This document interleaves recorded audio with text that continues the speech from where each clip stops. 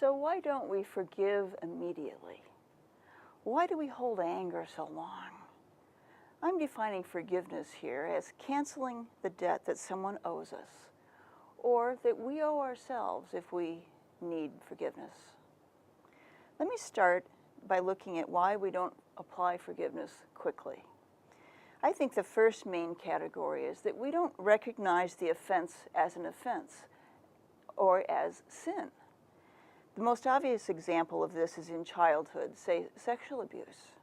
As a child, we don't have the cognitive perspective, much less the emotional power, to recognize that what our father or our brother or our sister or our mother is doing to us is sin. We don't even have the language to describe the feelings.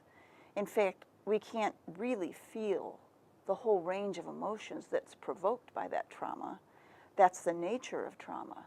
Emotional shutdown is required in order to endure it. So the pain and anger gets stored away, and we internalize shame, we believe lies. What's wrong with me that I'm treated like an object?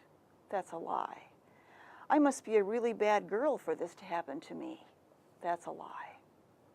But we don't have that language at the time, but that's the feeling about the self that is the natural result of that kind of sin against us. So another example of not recognizing the sin is, say, maybe also in childhood or in adolescence, a mother's emotional neglect. Emotional neglect is very powerful and very subtle. It can take years, even years of therapy, to see it, to label it, and to call it sin. I'm talking about a lack of interest, a lack of eye contact, being too busy to spend time with you, almost no touching, a sense that painful feelings are not okay to be expressed, an awareness that how you look to the outside world is what's really important. These things usually leave a feeling of worthlessness. I'm worth less than my mother's attention or my father's attention. But that usually takes a long time to get at because it can be buried pretty deeply, especially if one's defenses against that painful feeling has been something like lots of achievement to validate self-worth. When we recognize this feeling we have that something's wrong with us as a result of how we've been treated, not how God's made us, that we're poised for healing, but not before. Of course, something's wrong with all of us. That's what it means to be fallen. But there's not something specially wrong with you or me. And that's the healing of shame.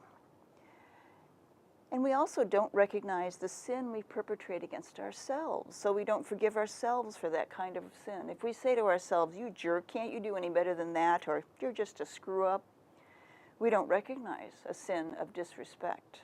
We think it's the truth or a way to motivate ourselves. A more subtle sin against ourselves is irrational fear. We allow our fear to overwhelm us. We think fear is a friend, but it's really an enemy. For example, I've worked with people in my psychotherapy practice who say, "I'm terrified of crying, of being out of control," when they desperately need to cry. They're allowing the sin of fear to control them rather than overcoming it, rather than asking God for the grace to overcome it. So when we're sinning against ourselves, we need to recognize that. So the first step to applying forgiveness is recognizing sin as sin. And that's not nearly so obvious as it might sound.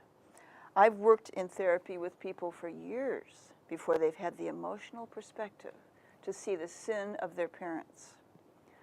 But if we're going to really forgive and forget what lies behind, we must see it as sin, not just a dysfunctional family or poor self-talk or poor psychological dynamics. It's only sin that gets forgiven. There's no biblical way to deal with dysfunction. But 1 John 1:9 says, if we confess our sins, He is faithful and just to forgive us our sins and to cleanse us from all unrighteousness.